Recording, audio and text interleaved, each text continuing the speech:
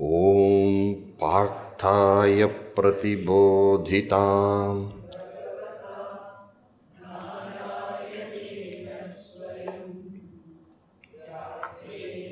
ग्रथितां पुराणमुनिना मध्ये महाभारतम् मृतवर्षिणीं भगवतीम् अष्टादशाध्यायिनीम् अम्ब त्वामनुसन्दधामि ते भवद्वेषिणी.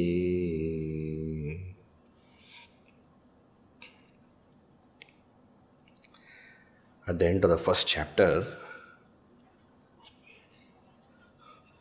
what is required as discovery is that I am that Arjuna. That should be the discovery. If we study the Bhagavad Gita as though there is one Arjuna and he has some problem,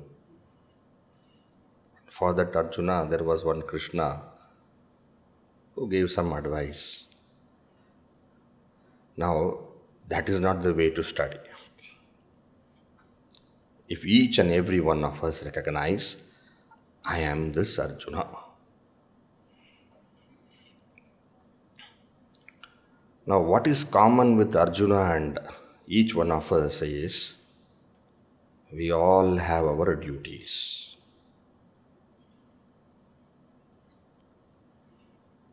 We are all engaged in action. Whoever it may be, whether it be a Brahmana, Kshatriya, Vaishya, Shudra, whether it be a Brahmachari, Grahastha, Vanaprastha, Sannyasi, everyone has got their own sets of things what they need to do and what they do. And in and through those actions,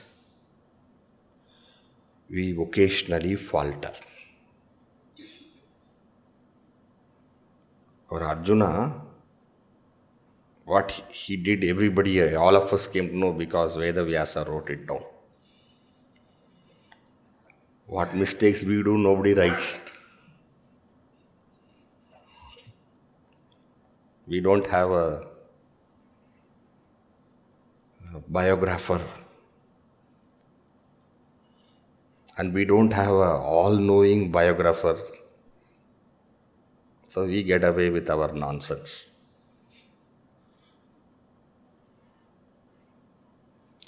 And also people in limelight, their lives are known to many and others. People who are not in that limelight, what they do are known by people who are around them. That's all. They don't go into the pages of history. But the fact is, each one of us have our history. And in that personal history, we exhibit characteristics similar to Arjuna. What do you mean characteristics similar to Arjuna?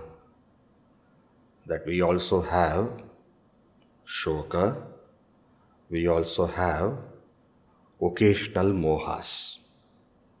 And those occasional mohas, delusions, are because we are in another large, big, ancient, perennial moha.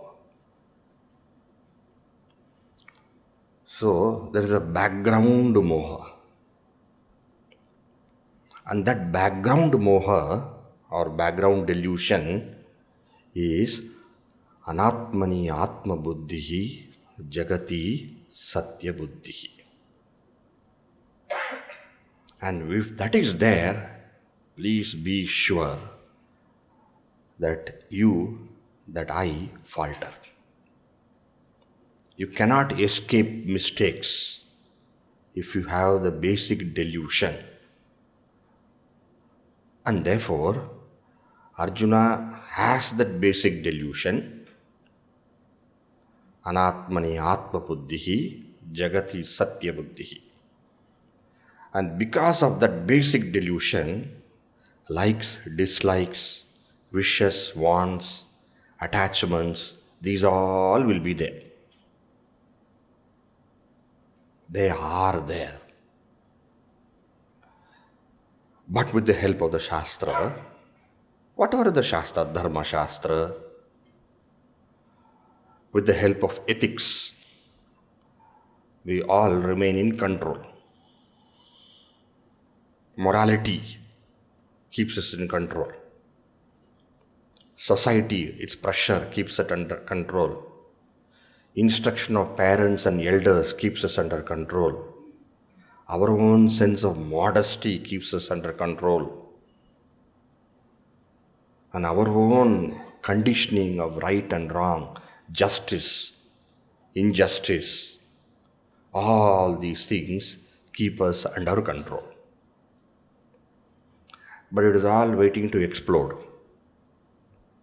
And it explodes.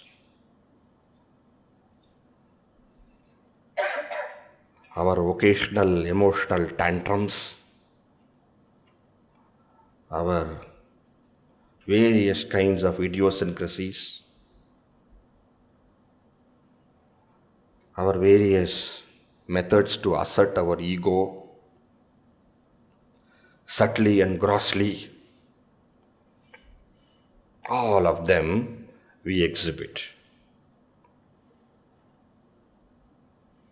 And they are all there. Sometimes in situations of enormous importance, they all flare up and fail us. Usually, we manage. We effectively manage, and we are all known as good people in this world. Yes, there are certain world unknown bad things which are all quietly lying down there. Not bad, it's okay. But there are things. So, thus we are a bundle of good and bad, held in balance and in a certain sense of equilibrium by so many methods. But that does not in any way say that we will be perfectly fine, because earlier also we have had episodes in our life. Future also those episodes will be there. We all know, but we are very careful. We protect ourselves so that those things don't happen. But life is life. It will bring its challenges, and we will succeed, we will fail. All these things are going to be there. Arjuna's failure is not unique to Arjuna. Arjuna's failure is a failure of every individual who has got anatmani atma buddhi jagati satya buddhi. Only thing is that Arjuna's failure came to limelight. And Arjuna's failure is highlighted as lesson for us. We should be thankful to Arjuna that he became an example. There is no way we can look down on Arjuna, because we are that Arjuna. And we can also see that Arjuna rises up. And Arjuna does not rise up by himself. Arjuna rises up by the instruction of Brahma Vidya, by the Upadesha of Brahma Vidya. That our nature, our status, our limitations are like Arjuna is well understood. But it is also important to actually become Arjuna. We are Arjunas, but to become Arjuna, the pure-hearted, which Arjuna exhibited throughout his episode of Moha and Shoka. What do you mean Arjuna exhibited that goodness? You can see his large-heartedness. You could see his concern for family. You could see his concern for society. You could also see Arjuna's desirelessness. You could also feel Arjuna's ability to accept injustice at a personal level. In other words, Arjuna exhibited certain capacities of reduction of ego.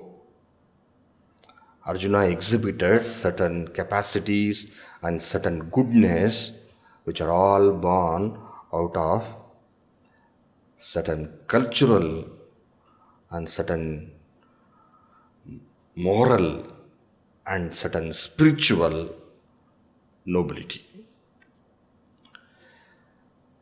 We cannot ignore the weakness of Arjuna because they are also rooted on ego.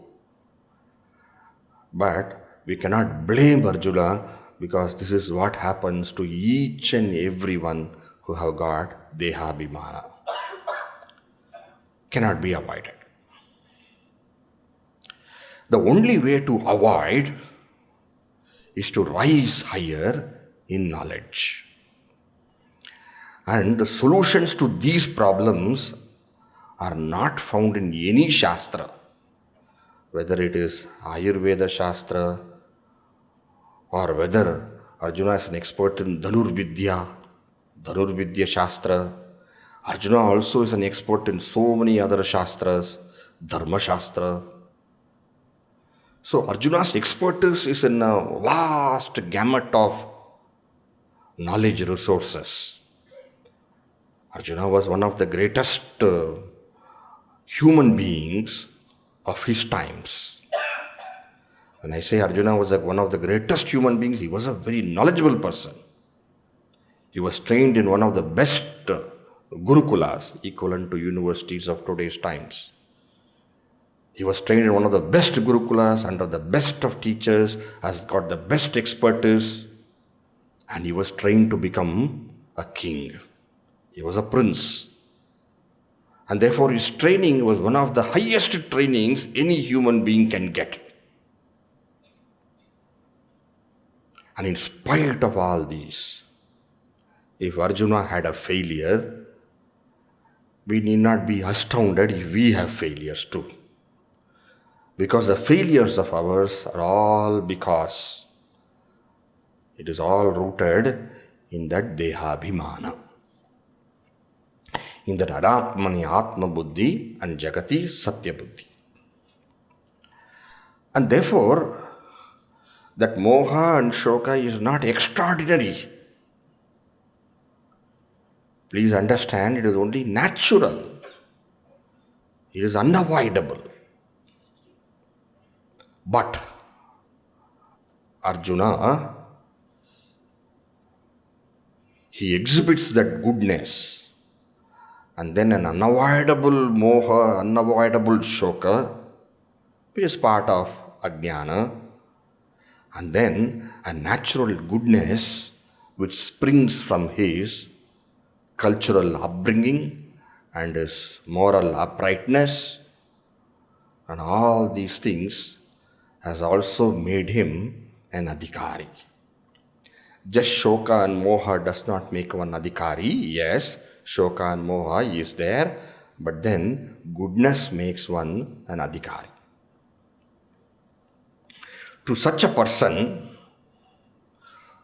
who understands that he is grieving,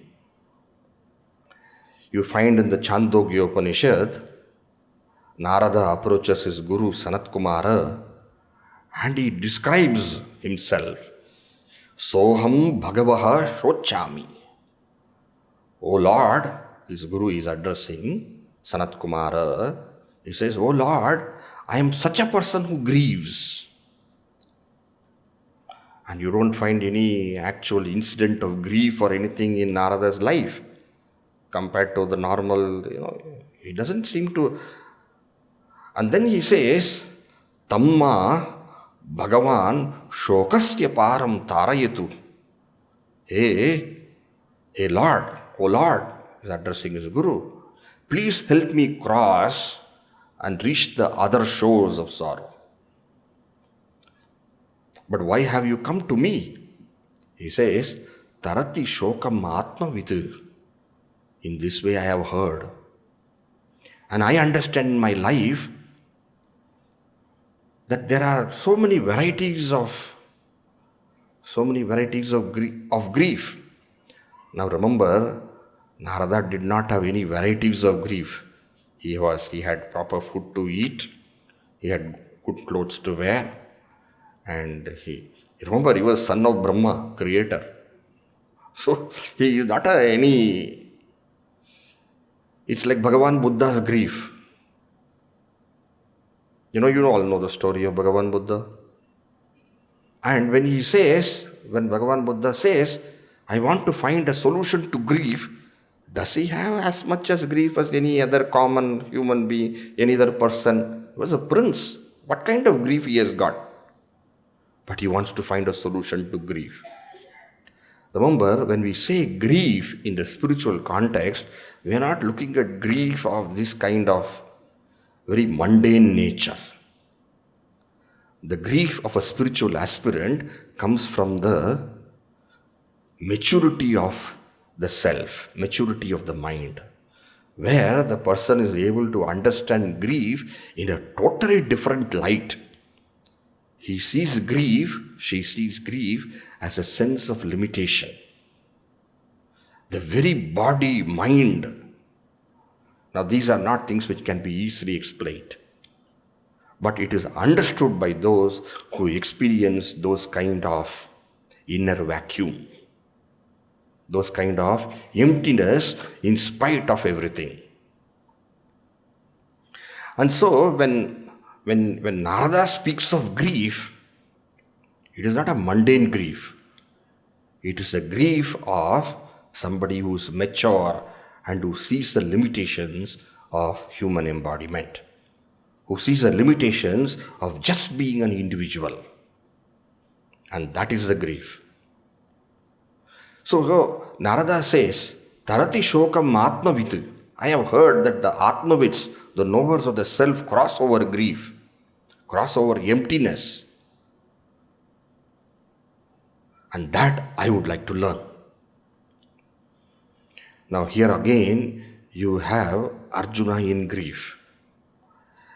Arjuna in grief, yes, it is a grief, we can see very clearly, but that grief of Arjuna should also be seen in the context of grief of all spiritual seekers. And therefore, how does that grief arise? The grief immediately arises from his lack of comprehension of duty, which again has got a deeper cause. And the cause is attachment, which again has got a deeper cause. And that cause is what? That cause is anatmani atma buddhi jagati satya buddhi. So this Arjuna, who is in the grips of Shoka and Moha, when we come to the second chapter, this chapter is called as Sankhya Yoga. The word Sankhya comes from the root Sankhya. Here Sankhya has nothing to do with numbers and all those things. Sankhya itself comes from the root Kya. Kya means to say or to explain. Sankhya has got sam plus Kya. Samkhya, so samyak khyayate, where it has been well stated, where it has been well expounded, where it has been beautifully propounded. What is that? What has been beautifully propounded? In the Upanishads, you find this knowledge of the self very well expounded. So Sankhya refers to Upanishad. And therefore Sankhya here refers to the knowledge of the Upanishads. In other words, Sankhya refers to Brahma Vidya. The second chapter is called Sankhya Yoga, where Brahma Vidya is expounded. Arjuna, suffering through Shoka and Moha, with a deeper Moha of Anatmani Atmabuddhi Jakati Satya Buddhi, the solution of it is not in Dharma Shastra. Dharma Shastra, or any Shastra for that matter, can give you solutions to certain particular problems and situations, but are not ultimate solutions. Because ultimate solution can come only if the ultimate problem is solved. And that ultimate problem is the Jiva Bhava. And that Jiva Bhava is eradicated by Brahma Vidya. And therefore, Bhagavan, even though Arjuna's confusion is Dharma Shastra related, he gives Brahma Vidya because he understands the deeper problem for all is adhyasa, is the notion of the self in the not self. That is a deepest problem, and he knows Arjuna can appreciate the knowledge if given. Even though everybody has got the same problem, everybody cannot be given the solution. Because everybody neither can appreciate the solution, nor will be keen to apply the solution, nor will see value in that solution. It takes adhikaritva to see the value of the solution, even though the problem, the malady is universal. Universal maladies do have universal solutions, but whether the person is wanting that solution is something which has to be considered. And therefore, yes, the problem of Arjuna is universal, but the solution which was given, that Brahma Vidya which was given, cannot be taken to be universally applicable for everyone at every point of time. It cannot be taken. Why? Because do they want it? This may be a solution, but do they see value in it? Yes, Bhagavad Gita is universal, but it doesn't mean everybody takes up to the Bhagavad Gita every time. Sometimes they understand the nature of these kind of incomplete solutions. And then, when like Arjuna, when they also are mature, not necessarily in this kind of situation where Arjuna is completely lost. Not necessarily, but at some point of time in their mind, when they wake up and understand that very Jiva Bhava, the very Jiva Bhava is a limitation, then they become ready for the Bhagavad Gita. Arjuna is recognized by Sri Krishna to be ready for the Bhagavad Gita, and therefore in the second chapter, Sankhya Yoga, you find the solution of the Upanishadic knowledge, the Brahma Vidya being administered to him. And therefore this chapter is called as Sankhya Yoga. Now in the Sankhya Yoga, first Sanjaya introduces Arjuna as to how he is now, where he is utterly immersed in sorrow.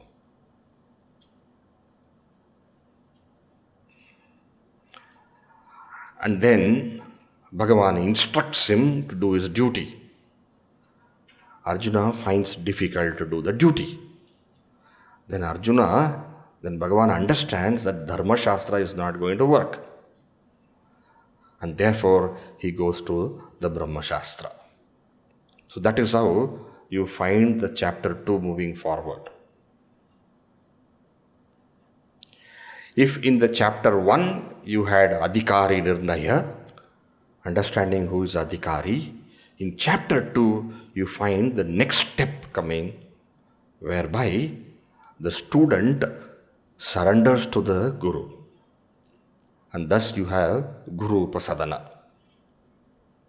So Adhikari Nirnaya, Guru Pasadana, and then finally, then what you have, the Brahma Vidya Upadesha. So let us start. Let us invoke the Lord's grace. Let us invoke our Puja Gurudev's grace, and let us also, understand how blessed we are to gain this knowledge. That the Lord thought that we are ready for it. We are indeed grateful, and we feel blessed. Okay. Om Shri Paramatmane Namaha. Atha Dvitiyodhyayah Sankhya Yoga. This is something what we add. It's not there essentially in the text. Om Shri Paramatmane Namaha. Salutations to the Paramatman, Supreme Lord. Atha Dvitiyodhyayah, the second chapter, which is titled Sankhya Yoga. Sanjaya Uvacha Tam Tata Kripaya Vishtam Ashrupurna Kulekshanam Vishidantamidam Vakyam Uvacha Madhusudana Tam Tata Sanjaya Uvacha Tam Tata Kripaya Vishtam Vishidantamidam Vakyam Vacha Madhusudana.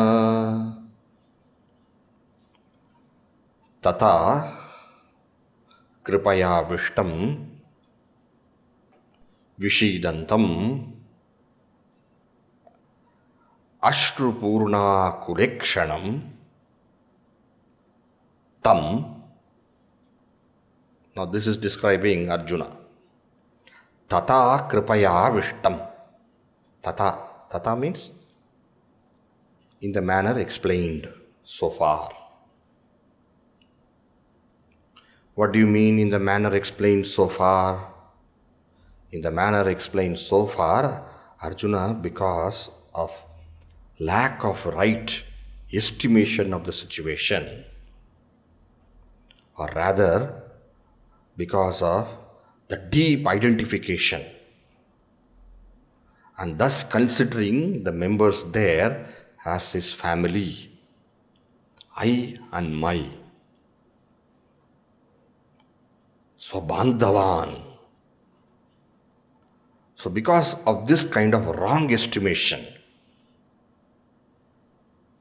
and therefore, Kripaya Vishtam. Kripaya Vishtam, a compassion, a sympathy. What do you mean a compassion and sympathy? A certain kind of pity. What kind of pity? Not just pity for those who are, but also a pity of the whole situation, of how he has to wage a war against his own people. Usually when we think of compassion, pity and all, what do we think? We think of compassion towards others, pity towards others. Here it is not just compassion or empathy or sympathy for others. It is a misplaced compassion that I will have to kill all of them, and also a pity of himself also, how he is in this most unenviable situation.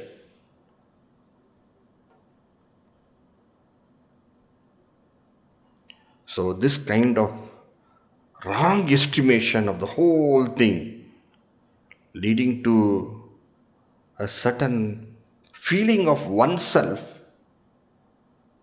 and also feeling of about others. They all have to die kind. I'm going to kill all of them. And I have to kill all of them. That kind of, in this way, Kripaya Vishtam. Now these are all born from, if you see, Anatmani Atma Buddhi, Jagati Satya Buddhi. And therefore, Kripaya Vishtam, and thus Vishidantam. Vishidantam, grieving.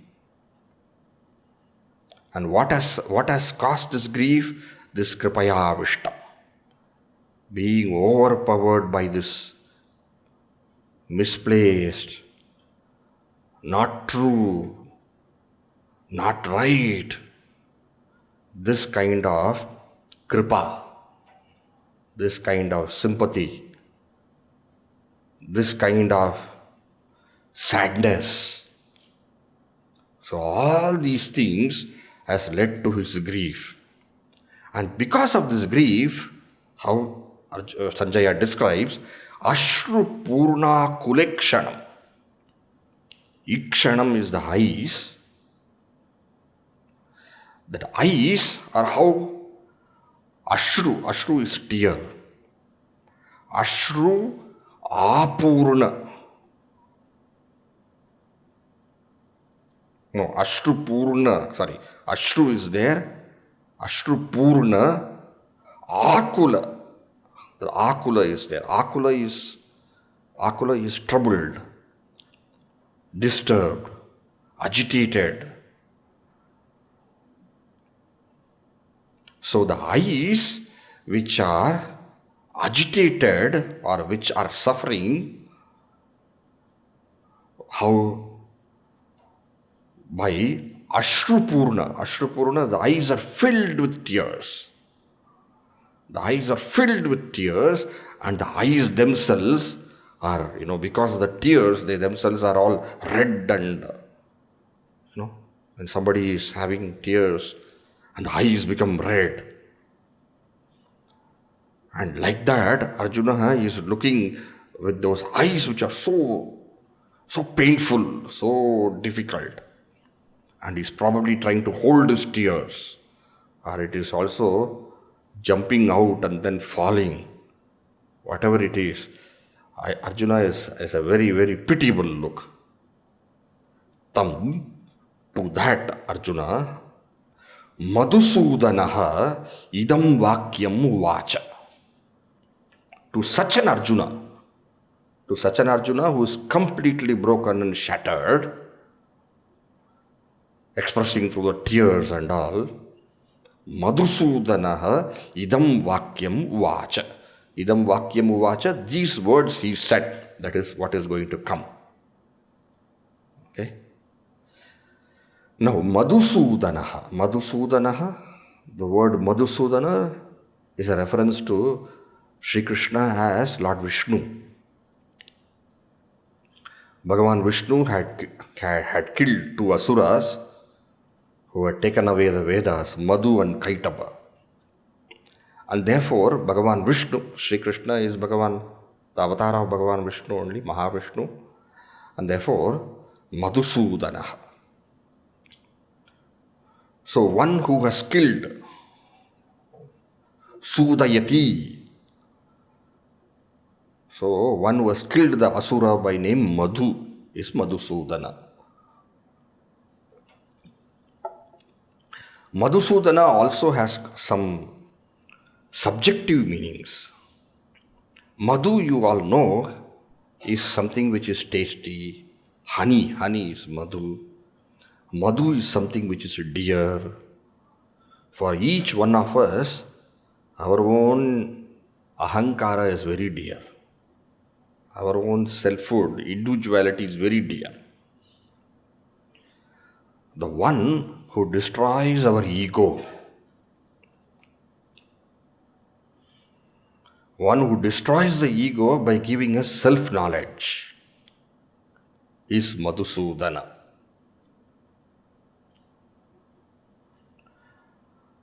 Madhu also is that which is dear, yes, and what is truly dear to all of us,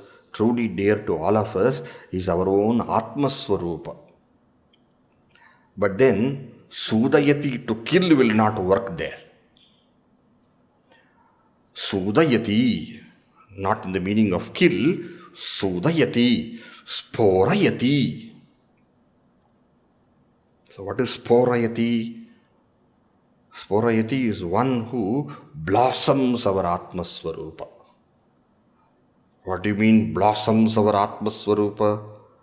One who by right knowledge helps us see our true nature.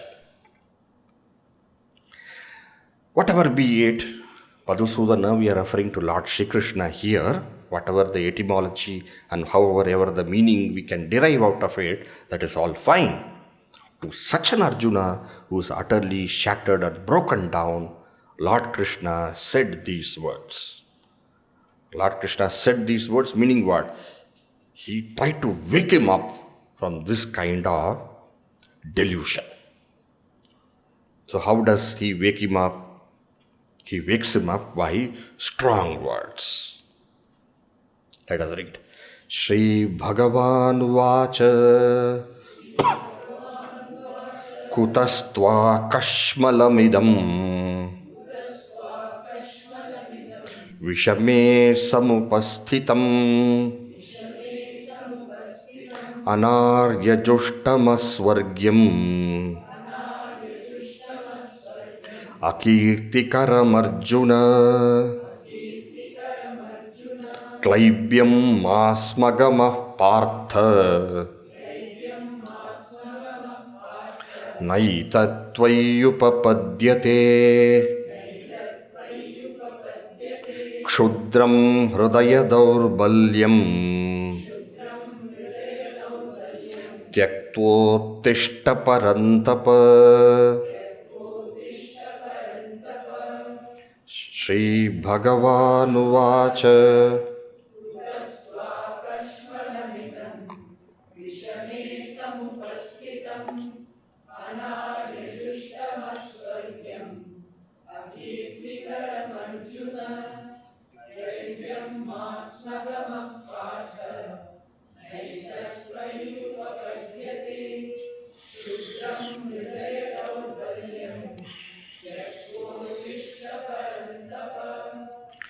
Hey Arjuna, Vishame idam kashmalam kutaha tvam samupasthitam. Arjuna is asking, so Krishna is asking, hey Arjuna, what is this? Vishame. Vishame means this very dangerous place, this very dangerous situation. This is not the place where you exhibit these kind of emotions. Vishame, Sankate. Meaning what? This is the time when the weapons are going to start their work. At this time, when the battle has begun, and in the midst of two armies, how can you be like this? This is a time where you can be killed. Without even one arrow sending, you can be killed. Such a place. Vishame. Dangerous place, dangerous time. Here, idam kashmalam. Kashmalam is what? Kashmalam is this dirt. Kashmala is dirt. Dirt, we are referring to delusion. Delusion is dirt.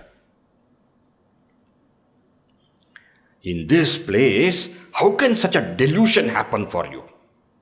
Yetan hantrumichami, natopi Madhusudana, avitrailokya rajyasya, heto kimnu mahikrute, idimam apratikaram, ashastram shastrapanaya, dhartarashtra rane hanyu, tanme kshemataram bhaved.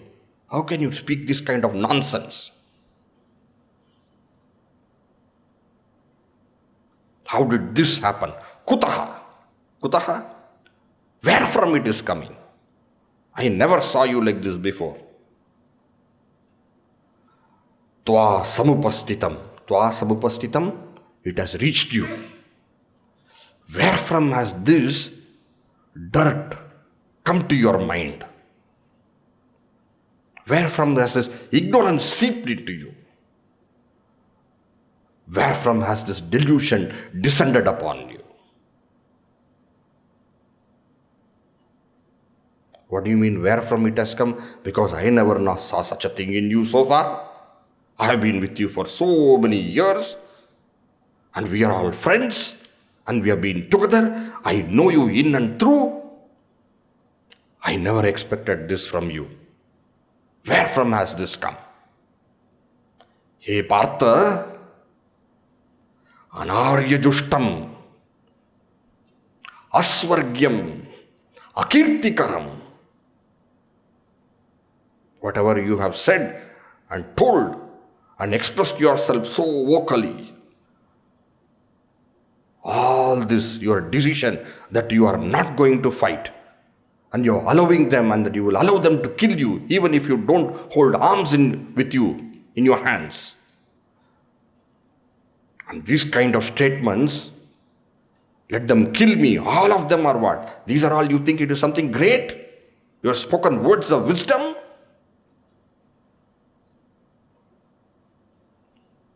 Nonsense. Anaryajushtam. Anaryajushtam means what? Aryajushtam, opposite Anaryajushtam. Jushtam is what is resorted to, what is liked or what is resorted to. Aryajushtam. Arya means who is cultured, who has been educated, cultured, who live the life according to a certain discipline, a moral fabric, who have been taught by teachers, who take the guidance of noble people in the society. So they called Arya. The word Arya means those who are righteous, those who are noble. That is the meaning of the word Arya. Of course, now the word Arya has been, our Hitler has spoiled that word also. Hitler took that word. He spoiled this word. Also, in this country you have unnecessarily the people, the British came and sowed some seeds of dissension, Aryan and Dravidian. So these are all not facts. The word Arya is a very ancient word in our country, and it refers to those who have followed the Vedic Dharma. The opposite of Arya is not Dravida. It's not Dravida.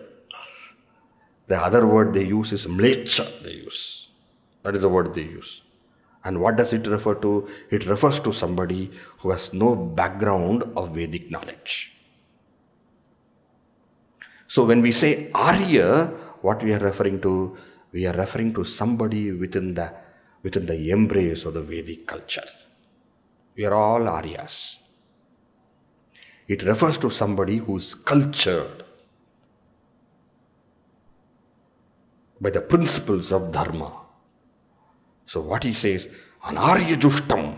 Anaryajushtam means what? This is totally outside the pale of our Hindu culture. This is totally out beyond bounds of Vedic Dharma, what you are saying. Meaning, it is totally foreign to us.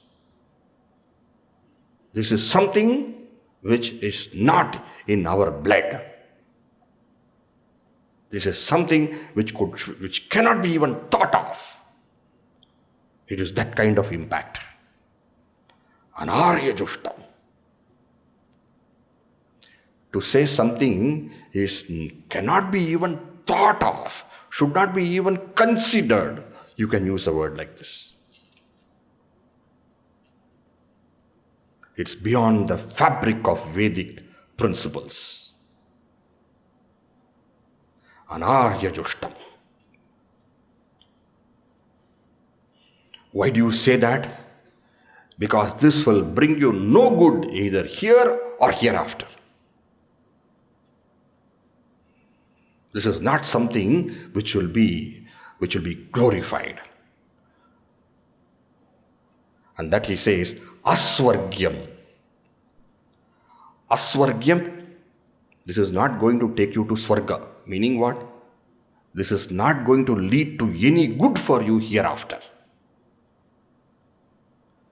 Meaning, it is not rooted in punya. Because Swarga, when you say, Swarga is always associated with punya. And Naraka is what is associated with papa. So Aswargyam means what? This will take you to Naraka. Meaning, this is very sinful. Don't tom it saying that this is dharma. This is the greatest adharma. It is not going to help you in the hereafter. Aswargyam. It will lead you to Naraka, it will lead you to Durgati. Forget about Swarga and all those things. Akirtikaram. Akirtikaram means what? It is going to bring you infamy. It is going to bring you dishonor. You will be considered as one of the worst human beings who have ever walked upon this earth. Like that. Akirtikaram. This is not going to lead you to any fame or glory. Don't imagine. Neither it is dharmic, winning you Swarga, nor is it right that it will bring you fame and glory. Akirtikaram. What is it then? Klaibyam. Klaibyam means what? It's cowardice. Looking like a man, but lacking all masculinity. Like that. Klaibyam. This is faint-heartedness.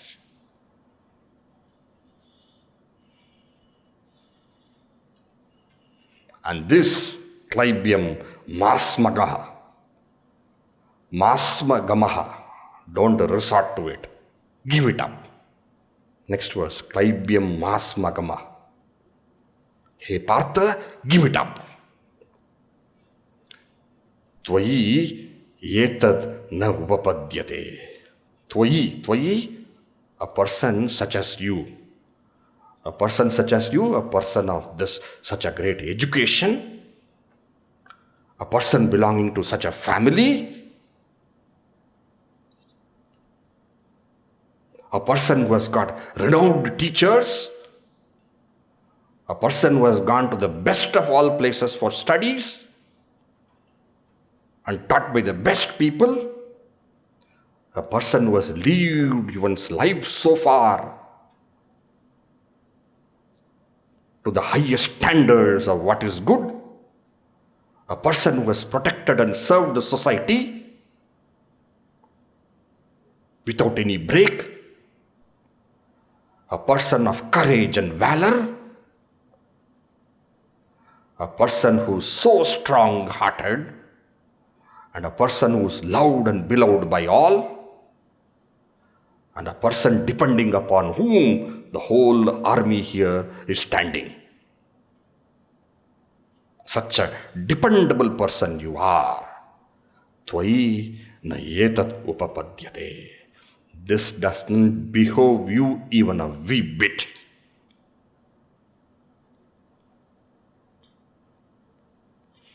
Hey Parantapa. How many times he is calling? Arjuna, Partha. Every line he is calling. Hey Parantapa. Parantapa means what? One who destroys his foes. Paran. Tapayati. So one who destroys his foes. Hey Parantapa. Kshudram hridaya dhaurbalyam tyaktva uttishta. Oh, best of the warriors, Kshudram. Kshudram means what? Very, very smallness. This is not large-heartedness. Whatever Arjuna thought that he is, large-hearted and all, this is small-heartedness. This is going to bring you such smallness reduce you to nothing. This is going to take away everything what you have accumulated so far in your life. Kshudram, Hridaya Daurbalyam. This is nothing great what you are saying and what you are telling. This is all what? These are all faint-heartedness. Hridaya Daurbalyam, weakness of the heart. This is no strength at all. You are fearless and you are fearless. But this is what? This is something, it's a smallness of your thinking. It is a weakness of thought. Your heart has become weak or what?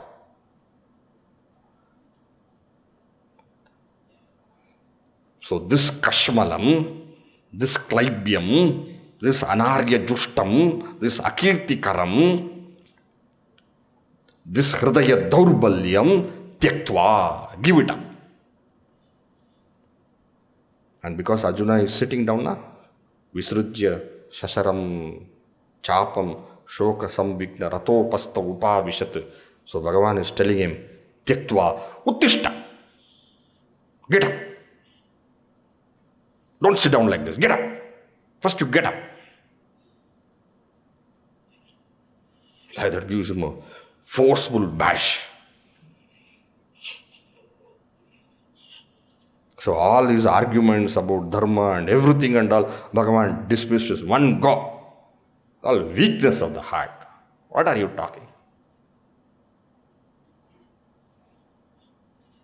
And this is not something we encourage in our culture and tradition. This is totally foreign to our fabric of thought. And above all, it is cowardice. It is faint-heartedness. It's a weakness of your heart. It's a wrong thinking.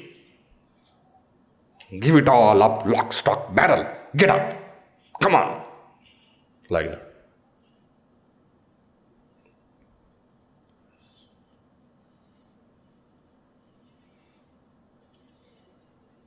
So Arjuna, he listened to all. So he understood that Bhagavan is not in favor of his thought. He could have guessed before itself. But go. But then he has not got the answer for his question. What is the question? How can I, son, grandson, brother, nephew, brother-in-law, kill my fathers, grandfathers, teachers, brother-in-laws? He has not got an answer for that question. And therefore, what he does is that he again summarizes. Summarizes means what? Without all those fanfare and frills and all those, elaborate, that will happen, this will happen, then from this that will happen, and from there that will happen, and this, that, those, that. All those things he just doesn't say anything. He just brings this question, how can I kill my own people? He presents. Right? And then what? We'll see. Once that question comes, then we'll see what Bhagavan says, and then slowly we'll go.